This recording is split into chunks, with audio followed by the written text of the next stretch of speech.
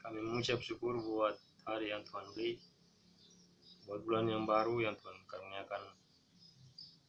Kami bersyukur karena semuanya boleh terjadi karena anugerah dan kekuatan Tuhan untuk semua dalam kehidupan kami. Pada hari ini kami akan melanjutkan sesi perenungan firman.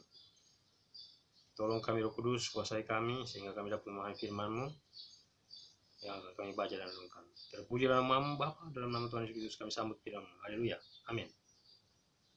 Shalom saudaraku yang kasih Tuhan. Kita kembali lagi pada sesi perenungan firman, dan hari ini kita bersyukur kita tiba di bulan ke-6 tahun 2020. Kita percaya semuanya oleh karena kemurahan Tuhan. Dan tepat pada hari ini juga kita memperingati hari lahirnya Pancasila sebagai dasar negara kita. Haleluya. Namun sebelum masuk dalam perenungan firman, saya akan menyebutkan 5 Pancasila. Hari-hari ini, karena hari-hari ini banyak anak-anak sekolah yang tidak bisa lagi menghafal. Pancasila. 1. Ketuhanan yang Maha Esa. 2. Kemanusiaan yang adil dan beradab. 3. Persatuan Indonesia. 4. Kerakyatan yang dipimpin oleh hikmat kejaksanaan dalam permusyawaratan perwakilan. 5. Keadilan sosial bagi seluruh rakyat Indonesia. Haleluya. Mari kita lanjutkan untuk membaca firman Tuhan. Pada hari ini kita tiba di Kisah Rasul pasal 10. Judulnya Petrus dan Kornelius. Haleluya. Demikian firman Tuhan. Di Kaisarea ada seorang yang bernama Kornelius, seorang perwira pasukan yang disebut pasukan Italia. Ia saleh. Haleluya. Ia serta seisi rumahnya takut akan Allah, dan ia memberi banyak sedekah pada umat Yahudi dan senantiasa berdoa kepada Allah. Dalam suatu penglihatan kira-kira jam 3 petang, jelas tampak kepadanya seorang malaikat Allah masuk ke rumahnya dan berkata kepadanya, Kornelius. Ia menatap malaikat itu dengan takut dan ia berkata, Ada apa Tuhan? Jawab malaikat itu, semua doamu dan sedekahmu telah naik ke hadirat Allah, dan Allah mengingat engkau. Dan sekarang suruhlah beberapa orang ke Yope untuk menjemput seorang yang bernama Simon dan yang disebut Petrus. Ia menumpang di rumah seorang penyamak kulit yang bernama Simon yang tinggal di tepi laut. Haleluya. 7. Setelah malaikat yang berbicara kepadanya itu meninggalkan dia, dipanggilnya 2 orang hambanya beserta seorang prajurit yang saleh dari orang-orang yang selalu bersama-sama dengan dia. Haleluya. Dan sesudah ia menjelaskan segala sesuatu kepada mereka, ia menyuruh mereka ke Yope. Haleluya. Keesokan harinya ketika 3 orang itu berada dalam perjalanan dan sudah dekat di kota Yope, kira-kira pukul 12:30 hari, naiklah Petrus ke atas rumah untuk berdoa. Ia merasa lapar dan ingin makan, tetapi sementara makanan disediakan, tiba-tiba rohnya diliputi kuasa ilahi. Tampak olehnya langit terbuka dan turunlah suatu benda berbentuk kain lebar yang bergantung pada keempat sudutnya yang diturunkan ke tanah. Haleluya. Di dalamnya terdapat berbagai jenis binatang berkaki 4. Haleluya. Binatang menjalar dan burung. Kedengaranlah olehnya suatu suara yang berkata, Bangunlah, hai Petrus, sembelihlah dan makanlah. Tetapi Petrus menjawab, Tidak Tuhan, tidak, sebab aku belum pernah makan sesuatu yang haram dan yang tidak tahir. Kedengaran pula untuk kedua kalinya suara yang berkata kepadanya, Apa yang dinyatakan halal oleh Allah tidak boleh engkau nyatakan haram. Hal ini terjadi sampai 3 kali, dan segera sesudah itu terangkatlah benda itu ke langit. Haleluya. Petrus bertanya-tanya di dalam hatinya, apa kiranya arti penglihatan yang telah dilihatnya itu? Sementara itu telah sampai di muka pintu orang-orang yang disuruh oleh Kornelius dan yang berusaha mengetahui di mana rumah Simon. Mereka memanggil seorang dan bertanya, apakah Simon yang disebut Petrus ada menumpang di rumah itu? Dan ketika Petrus sedang berpikir tentang penglihatan itu, berkatalah Roh Kudus, ada 3 orang mencari engkau. Bangunlah, turunlah ke bawah dan berangkatlah bersama-sama dengan mereka. Jangan bimbang, sebab aku akan menyuruh mereka kemari. Lalu turunlah Petrus ke bawah.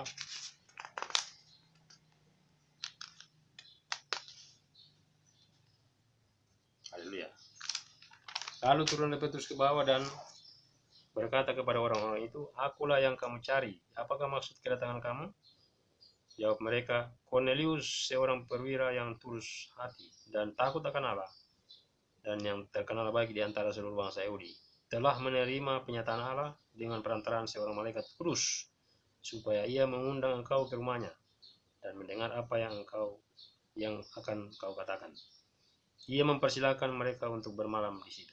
Keesokan harinya ia bangun dan berangkat bersama-sama dengan mereka dan beberapa saudara dari Yope menyertai dia. Dan pada hari berikutnya sampailah mereka di Kaisarea. Cornelius sedang menantikan mereka dan ia telah memanggil sanak saudaranya dan sahabat-sahabatnya berkumpul.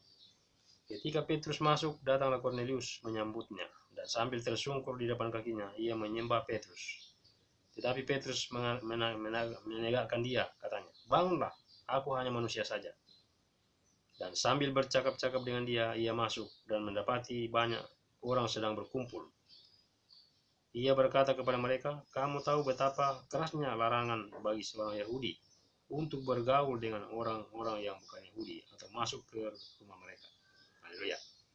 Tetapi Allah telah menunjukkan kepadaku bahwa aku tidak boleh menyebut orang najis atau tidak tahir. Haleluya. Itulah sebabnya aku tidak berkeberatan ketika aku dipanggil, lalu datang kemari. Sekarang aku ingin tahu apa sebabnya kamu memanggil aku. Jawab Cornelius, 4 hari yang lalu, kira-kira pada waktu yang sama seperti sekarang, yaitu jam 3 petang. Aku sedang berdoa di rumah. Tiba-tiba ada seorang berdiri di depanku, pakaiannya berkilau-kilauan, dan ia berkata, Cornelius, doamu telah didengarkan Allah dan sedekahmu telah diingatkan di hadapannya. Suruhlah orang ke Yope untuk menjemput Simon yang disebut Petrus. Ia sedang menumpang di rumah Simon, seorang penyemak kulit yang tinggal di tepi laut. Karena itu segera kusuruh orang kepadamu dan dengan senang hati engkau telah datang. Sekarang kami semua sudah hadir di sini di hadapan Allah untuk mendengarkan apa yang ditugaskan Allah kepadamu. Haleluya. Lalu mulailah Petrus berbicara, katanya, sesungguhnya aku telah mengerti bahwa Allah tidak membedakan orang. Setiap orang dari bangsa manapun yang takut akan dia dan yang mengamalkan kebenaran berkenan kepadanya, itulah firman yang ia suruh sampaikan kepada orang-orang Israel, yaitu firman yang memberitakan damai sejahtera oleh Yesus Kristus yang adalah Tuhan dari semua orang. Kamu tahu tentang segala sesuatu yang telah terjadi di seluruh tanah Yudea, mulai dari Galilea sesudah baptisan yang diberitakan oleh Yohanes, yaitu tentang Yesus dari Nazaret, bagaimana Allah mengurapi dia dengan Roh Kudus dan kuat kuasa. Dia yang berjalan berkeliling sambil berbuat baik dan menyembuhkan semua orang yang dikuasai iblis, sebab Allah menyertai dia. Dan kami adalah saksi dari segala sesuatu yang diperbuatnya itu di tanah Yudea maupun di Yerusalem. Dan mereka telah membunuh dia dan menggantung dia pada kayu salib. Yesus itu telah dibangkitkan Allah pada hari yang ketiga.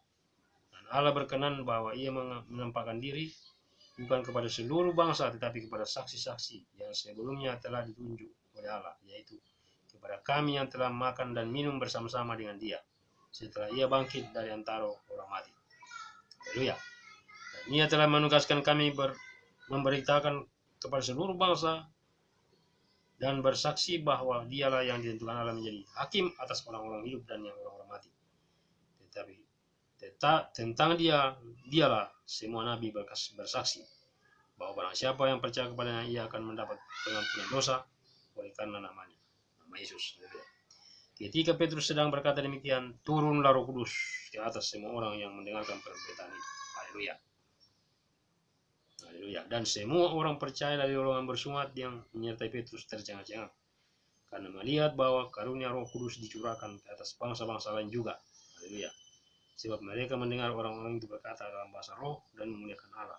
Lalu kata Petrus, bolehkah orang mencegah untuk membaptis orang-orang ini dengan air, sedangkan mereka telah menerima Roh Kudus sama seperti kita? Lalu ia menyuruh mereka dibaptis dalam nama Yesus Kristus. Kemudian mereka meminta Petrus supaya tinggal beberapa hari lagi bersama-sama dengan mereka. Haleluya. Mereka masih tinggal di situ untuk memberikan pengajaran. Inilah kisah Petrus dan Cornelius dipertemukan dalam suatu hal yang indah. Ya, sama-sama menerima penyataan Roh Kudus. Cornelius pada saat berdoa juga Roh Kudus juga berbicara kepadanya. Begitu juga Petrus. Haleluya. Sehingga ketemuannya dipertemukan. Luar biasa ya. Oleh Roh Kudus. Dan atas pertemuan ini terjadilah pertobatan bukan orang-orang Yahudi ya. Dikatakan tadi. Arti daripada penglihatan Petrus tadi. Mengenai berbagai jenis makanan yang diperlihatkan kepadanya dalam suatu penglihatan. Itu mengartikan bahwa Tuhan tidak memandang muka. Haleluya. Siapa saja yang percaya kepadanya, dia akan selamat. Haleluya. Dia memandang suku, ras, bahasa, dan bahasa. Makanya Petrus diutus ke Cornelius yang sebenarnya tidak boleh. Haleluya. Seorang Yahudi, orang apa tadi, masuk ke rumah yang, tapi itu karena kasih kemurahan Tuhan. Ya, arti dari penglihatan Petrus itu.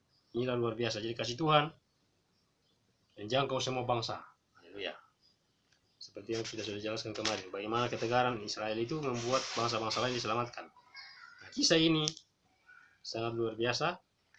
Bagaimana Cornelius dan Petrus dipertemukan oleh Roh Kudus dalam suatu kenyataan yang sama. Haleluya. Cornelius adalah seorang yang dikatakan, haleluya, perwira pasukan ya, Italia. Ia saleh dan seisi rumahnya takut akan Allah. Dia banyak bersedekah. Haleluya. Kemudian juga menerima penglihatan. Haleluya. Malaikat berbicara kepadanya. Ini suatu hal yang indah. Jadi kisah ini menunjukkan kepada kita bahwa betapa Allah sangat mengasihi semua orang tanpa membeda-bedakan latar belakang. Haleluya. Yesus datang untuk menyelamatkan semua manusia. Haleluya. Bukan hanya untuk orang Kristen, tetapi Yesus datang berkorban untuk seluruh manusia. Umat manusia yang sudah kehilangan kemuliaan Allah. Haleluya. Dikembalikan kepada rencana kekal Allah semula. Haleluya. Karena Adam sudah gagal sampai manusia yang pertama. Itu dijelaskan juga dalam kitab Roma itu. Nanti lain waktu kita akan bahas. Di mana ya, manusia yang pertama gagal menggenapi rencana Allah, makanya datang manusia kedua yaitu Kristus. Dialah yang menyempurnakan semuanya. Haleluya. Yesus ya pokok keselamatan. Nah, pada hari ini kita memperingati hari lahirnya Pancasila sebagai salah satu dasar bangsa kita, ya, sumber hukum bangsa kita. Nah, dalam pekerjaan Tuhan, dasar kita adalah Alkitab, firman Tuhan.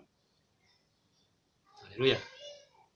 Saya sudah jelaskan kemarin beberapa waktu bahwa 5 jawatan, haleluya, itu adalah fungsi pelayanan untuk memperlengkapi orang-orang kudus bagi pekerjaan pelayanan bagi pembangunan tubuh Kristus. Haleluya. Jadi kalau dasar negara kita 5 Pancasila, maka dalam membangun tubuh Kristus juga ada 5 jawatan, ada 5 fungsi. Ya, nabi, rasul, gembala, guru, dan penginjil. Mereka ini harus bekerja sama dalam suatu kesatuan. Saya pikir orang-orang ini adalah jawatan-jawatan yang dipercayakan oleh Tuhan untuk memperlengkapi orang-orang kudus bagi pekerjaan pelayanan bagi pembangunan tubuh Kristus. Ini dijelaskan dalam Efesus 4. Haleluya. Kisah yang kita baca hari ini adalah bagaimana Petrus dan Cornelius dipertemukan yang tadinya bukan sebangsa, tapi oleh karena kasih dan kemurahan Tuhan, oleh kasih karunia Tuhan, haleluya, dapat terjadi. Dan sampai hari ini pengikut Kristus itu ada di seluruh muka bumi, semua suku, kaum, dan bahasa. Kalau dari dalam kitab Wahyu itu ada di dikatakan bahwa orang-orang yang tidak terhitung banyaknya di hadapan tahta, haleluya, tuaian di bumi, haleluya. Jadi kita bersyukur hari ini, hari tanggal 1 Juni, kita masih boleh ada, semuanya karena kemurahan Tuhan. Saya harap, saya percaya kita tetap semangat menghadapi new normal, haleluya. Kehidupan akan normal kembali. Sebagaimana sudah pernah sampaikan lalu, bahwa masuk bulan Juni memang keadaan sudah akan dilonggarkan. Ini sudah mulai nyata, haleluya. Namun masih tetap waspada, masih tetap dengan protokol kesehatan yang ada, haleluya. Tapi saya percaya umat-umat Tuhan tetap ada dalam perlindungan Tuhan, haleluya. Mari kita tutup sesi ini dan berdoa. Bapa, terima kasih, kami bersyukur oleh karena kasih karunia-Mu memanggil kami. Meskipun kami tadinya bukan orang Yahudi, bukan orang Israel sejati, tapi oleh karena kasih, oleh karena kemurahan-Mu, oleh karena iman, Engkau telah memanggil kami menjadi bagian daripada alat kerja-Mu. Terima kasih Tuhan, kami bersyukur juga untuk hari ini bangsa kami merayakan hari lahirnya Pancasila Dasar Negara, di mana Pancasila adalah dasar yang kuat untuk membuat kami umat-umat Tuhan bebas memuji dan menyembah Engkau. Haleluya. Terima kasih buat anugerah-Mu buat bangsa kami, buat dasar negara Pancasila yang sudah Engkau anugerahkan, di mana mengikat semua yang berbeda-beda menjadi satu dalam suatu kesatuan NKRI.